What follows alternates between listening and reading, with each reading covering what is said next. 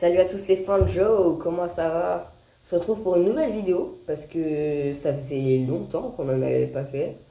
Ouais, il y a eu la pause et tout. Déjà, on n'a pas encore parlé de foot, mais avec la Ligue des Champions, ça va arriver fort. Donc aujourd'hui, je pense que vous savez pourquoi on est là. On est là pour parler du GOAT. Et je vais laisser Reda commencer pour ce magnifique US Open. Donc voilà. Absolument, on va parler du grand Novak Djokovic, de l'immense Novak Djokovic, de Novak, 24 grands chelems, 2 de plus que Raphaël Frodal, Ouais, Djokovic. Et à la suite d'un US Open assez exceptionnel, avec beaucoup de matchs de haut niveau, avec quelques ouais. outsiders, un tournoi de tennis comme on l'aime finalement. Ouais, absolument. Le Joker, le Goatkovic qui a offert son 24e Grand Chelem et qui clôt le débat, hein, même s'il y a des fans acharnés, je vise personne, qui sont encore sur Nadal. Faut lâcher ça, les amis. Mais bon, quand ils l'honorent en 25, je crois qu'ils comprendront, ils commenceront à comprendre. Ouais, ouais, Mais quand il va faire le tour du Grand Chelem l'année prochaine. ouais, bon, peut-être pas, on verra. Mais on a plusieurs points qu'on veut aborder aujourd'hui. On commence par la finale ou on fait comment? Ouais, ouais, on fait comme d'habitude. D'habitude, on commence par la finale, vas-y. On peut commencer par la finale, on analysera ensuite les autres tours de ce tournoi avec les différents joueurs. Donc on peut parler de la finale, Djokovic-Medvedev, qui est la revanche de la finale en 2021, qui lui a coûté le Grand Chelem. Moi je trouve que comme une marque, ce soit cette victoire-là qui l'affirme comme étant le meilleur joueur de l'histoire, moi je trouve ça vraiment très beau.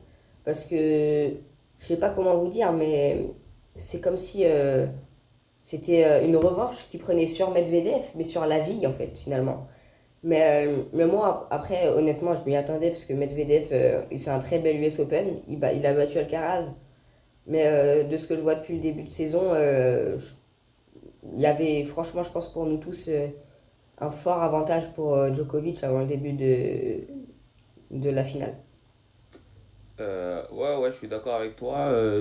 C'est une revanche sur Medvedev, c'est une revanche pour la vie, puisque en fait, l'US Open 2020, on avait l'impression pour Djokovic que c'était un peu le tournoi de trop, que en fait, il était à bout de nerfs parce qu'il avait joué les JO doubles, et Ouais. il était arrivé à l'US Open avec le poids de l'histoire sur ses épaules, et on Si je peux l'avait me même permettre, vu. Ouais, les JO qui ont été remportés par le grand Alexander Zverev, hein, ils vont de le rappeler. Je dis ok. ça, je dis rien. Ouais. Et donc, il est arrivé avec le poids de l'histoire sur ses épaules. Et on l'a vu craquer, fondre en larmes au troisième set. Et c'est à ce moment-là qu'on s'est dit Djokovic est humain, en fait. C'est pas, et Ouais. on complimente beaucoup Djokovic sur sa manière de gérer la pression, sur son mental. Mais c'est dans des moments comme ça où vraiment tu vas chercher l'histoire que tu peux voir qu'un joueur, avant tout, ça reste un humain et que quand il fait trop, quand il a trop à gagner, quand il a trop sur ses épaules, bah, des fois il craque. Et là, Ouais. on voit Djokovic essayer de prendre sa revanche. Et moi, je le vois, je le vois comme je l'ai dit en début de vidéo, aller chercher le tour du Grand Chelem l'année prochaine, j'espère pour lui. Ouais, j'espère. Après, là, on va parler du futur avant de parler de Just l'US Open. Je sais pas comment il va faire pour gérer les 3 4 mois là qui sont sans grande compétition. Enfin, je pense que les Masters de fin d'année, ils s'en fichent un peu, honnêtement. Donc, déjà, je sais pas si ça va le motiver et je sais pas s'il va pouvoir s'entraîner pour pouvoir revenir à cette US Open, défendre ses 2000 points. Tu vois? Mm. Ouais, Je veux ouais. dire un peu. Alors que des profils plus jeunes, comme Alcaraz, Runeux, Medvedev même, Medvedev qui va avoir faim de revanche pour l'année prochaine, bah ils vont bien bien se préparer et attaquer l'année prochaine avec peut-être plus de motivation. Après, faut voir c'est quoi les objectifs de Djokovic. Donc maintenant, on va parler un peu de la finale en détail. Finale en Hmm. 3-7 gagnée par Djokovic. C'était avec un Medvedev qui s'est bien. Enfin, on a l'impression qu'il s'était réveillé au deuxième set mais qui a manqué de réalisme, qui a raté beaucoup d'occasions Ouais, de il a prendre le raté set. ouais, bah, le 7. Avec avantage, il a eu avantage juste avant le tie-break, et des trucs comme ça. Et ensuite, qui s'est rendormi un peu au troisième set. Djokovic, lui, qui est resté constant, avec peut-être une petite frayeur, comme je l'ai dit, au deuxième set, mais avec un Medvedev qui, non pas, n'a pas baissé de niveau par rapport à son niveau habituel, mais qui s'est écrasé face à un Djokovic qui est, encore une fois, 36 ans, 4 finales de Grand Chelem, 3 remportées. Qu'est-ce que tu veux Ouais, faire contre ça? ouais, ouais, bah, il a failli le faire hein, au cinquième set, comme ça, ouais, non, c'était serré à Wimbledon, mais ouais. Donc ouais, une finale, bah, premier set géré, il lui met un break blanc au deuxième, enfin à 2-0, 3-0, après bon, il conserve pour faire 6-3. Après on a ouais, le deuxième set où il commence à montrer un peu physiquement, c'est surtout physiquement là où il était le moins bien. Mais au mental, il arrive à remporter ce tie-break et à conserver son service surtout à chaque jeu.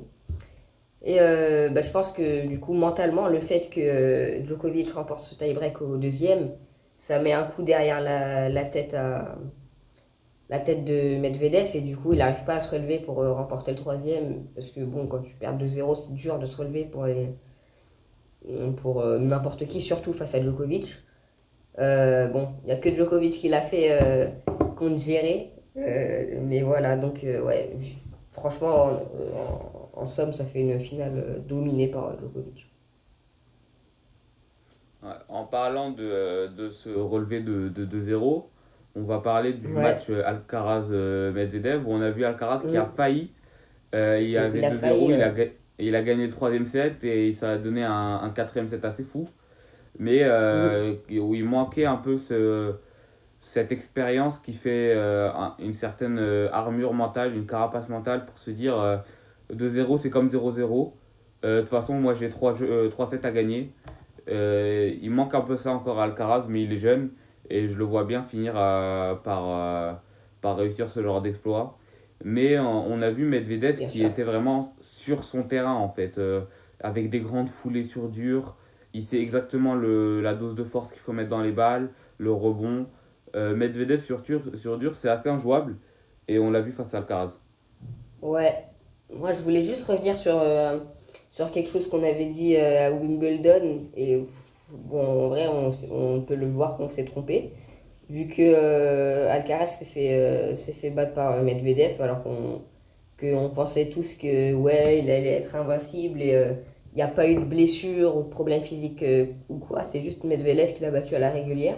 Alors que honnêtement, enfin, franchement, tu demandes à 100 personnes, les 100 personnes te disent que Alcaraz va passer contre Medvedev, hein. Et je n'exagère même pas, vous me direz dans les commentaires, mais voilà. Donc Medvedev nous a prouvé le contraire. Surtout, je vous invite à regarder ce qu'il a dit à la fin du match. Il a dit ouais, tous les supporters c'était pour Alcaraz et ils pourront rentrer dormir. C'était plutôt marrant. Moi, en fait, je commence de plus en plus à aimer Medvedev. Il me fait marrer. Donc c'est cool. Et on peut parler d'autres points. Moi, ce qui me tient à cœur, c'est Zverev. Zverev qui fait un super Roland Garros, bon ça tout le monde sait, on en a parlé déjà. Qui se rate un peu à Wimbledon, mais c'est un peu tous les ans pareil, il est pas très bon sur un gazon. Et, et là, qui fait un super US Open, franchement, il fait ses tours, il arrive à battre un peu tous les joueurs. Mais là où c'est le summum de là, on peut voir où il est revenu finalement, c'est contre Sinner. Il arrive à battre Sinner et moi, franchement, ça me fait trop plaisir parce que il s'est fait tellement de mal quand il est tombé à Roland Garros il y a un an et demi que je suis très fier de lui. Franchement, je suis très heureux. Mm, mm. Ouais, très bon tournoi de Zverev qui se remet petit à petit de sa blessure, qui Ouais, essaye de revenir à son plus haut niveau. Assez encourageant pour la suite. On va parler de la deuxième demi-finale maintenant, Ben Shelton contre Djokovic. Ben Shelton qui était Djokovic, un ouais. peu l'outsider du match, mais du tournoi. Mais on savait tous que Djokovic allait finir par le battre parce que la quantité d'erreurs que fait Ben Shelton, quand Bah même, oui. c'est Après, assez exceptionnel. moi j'ai un Il joue, avis sur lui. Vous ouais, il verrez, joue vraiment, je te laisse parler. ouais, il joue vraiment sans stratégie. Alors certes, il fait des serres à 230, 240 km/h. Peut-être pas 240. Mais malgré tout, ça change rien au fait que, au final, sans stratégie, tu peux pas battre Novak Djokovic. Et je le vois pas faire de gros parcours encore en Grand Chelem, parce qu'il fait une quantité d'erreurs, encore une fois, c'est quelque chose que je répète, mais qui est très important. Il n'a pas ce sens du tennis qui font les grands joueurs pour moi. Pour moi, je pense que c'est une épopée où il en fera peut-être deux ou trois, mais pas plus dans sa carrière. Ah ouais? Et Ouais, tu je penses pense. ça? Moi, je suis pas vraiment d'accord avec toi parce que justement, là où il fait plein d'erreurs, il est encore jeune. Et bah justement, quand tu es jeune, tu as le temps de travailler sur tes défauts. Faut qu'il se trouve, enfin, que son coach arrive à gérer son mental parce que il en fait un peu trop des fois. Et mais moi, je pense qu'il avait déjà fait un bon Australian Open. Il avait fait un quart de finale. Il avait perdu contre Tommy Paul. Là, c'est en huitième qu'il bat Tommy Paul. Donc finalement, ça fait un turnover. Mais moi, je pense qu'il pourrait faire deux, trois bonnes choses par la suite. Mais bon, après, bien sûr, peut-être pas gagner des grands chelems, mais à voir. Ouais, quand je Pour parlais rebondir de, sur... Ouais, vas-y. quand je parlais de 2-3 épopées, je parlais de 2-3 épopées en Grand Chelem. Après, les Master 1000 et les Oui, bien ATP sûr. un peu en dessous, c'est clair qu'il il a ses cartes à jouer. On verra. Moi, je voulais juste revenir un petit peu sur un joueur qui a eu beaucoup la côte durant l'année dernière et cette année et qui peine un peu à rebondir, c'est Casper Ruud. Casper Ruud qui est pas très très bon sur dur et sur gazon. On le savait déjà, mais ça m'attriste un peu de voir qu'il se foire à chaque fois sur les trois quarts de la saison, quoi, et qu'il attend juste finalement la terre battue pour pouvoir se relancer. Ça Mais me c'est un rappelle peu quelqu'un. triste pour. Ça me Ça me rappelle rappelle quelqu'un. quelqu'un. Non, respectons Nadal quand même. Mais ouais, Rude, va falloir voir s'il peut progresser sur ses surfaces parce que tu peux pas être performant, enfin aspirer à être un grand joueur, gagner des grands chelems en étant seulement performant sur une surface. Mm, Donc voilà. mm, mm. Ouais, c'est vrai. Maintenant, est-ce que tu veux parler un peu des tours un peu en dessous, quart, huitième Bah, est-ce que- c'est pas pour faire forcément le connaisseur, mais on avait Arnaldi qui a fait un bon petit parcours. Bon, il a perdu contre Alcaraz en 3-7, mais aller en quart de finale, c'est plutôt pas mal déjà. Il est assez jeune, il a 22 ans, je crois. Donc, ouais, peut-être enfin, il va grimper au classement et peut-être, pourquoi pas, dans les années à venir, aller faire quelques titres. Moi, je pense que ça pourrait être intéressant. Je vais juste évoquer ça avant la fin. Le niveau du tennis français en Grand Chelem cette année, c'est Caroline Garcia en huitième de finale à l'Australian Open. Ah ouais, bon, Euh, bon, je pense ça que fait je des années que ça vais. dure, ça. Ouais, je sais pas ce qu'il. Il nous faut des gens Depuis qu'il n'y a là. plus, il y a plus mon fils et Tsonga, c'est compliqué, hein. Je vais faire un call-out à un ami à moi, Neil Zouaoui. Tu vas jouer sous les couleurs de la France, mon ref. Hein. T'as pas le choix.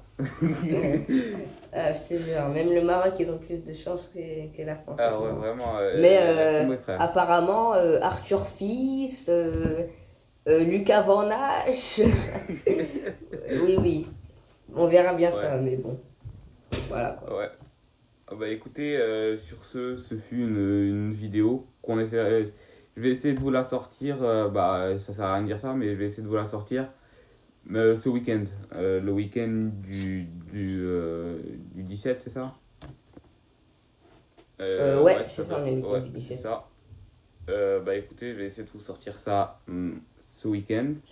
Normalement, ça devrait le faire, parce qu'il n'y a pas beaucoup de montage à faire, mais du coup, merci à tous de continuer à suivre la chaîne malgré l'écart entre les vidéos. Et du coup, Ouais, des fous. merci, au revoir. Attends. J'ai juste une dernière chose à dire. Toi, Tsitsipas, qui nous regardent. Et tous ceux qui jouent au tennis et qui font des revers à une main, arrêtez les revers à une main, vraiment, c'est nul, c'est juste nul. Tout le monde, enfin, c'est nul. Il y a juste, Federer, il fait des revers à une main, c'est fini. C'est fini. c'est vrai. Allez, Moi, je faisais des revers à une main à l'époque, mais j'ai arrêté depuis. c'est pour ça que t'étais éclaté. Moi, Allez, Allez, salut. bisous. T'as un like.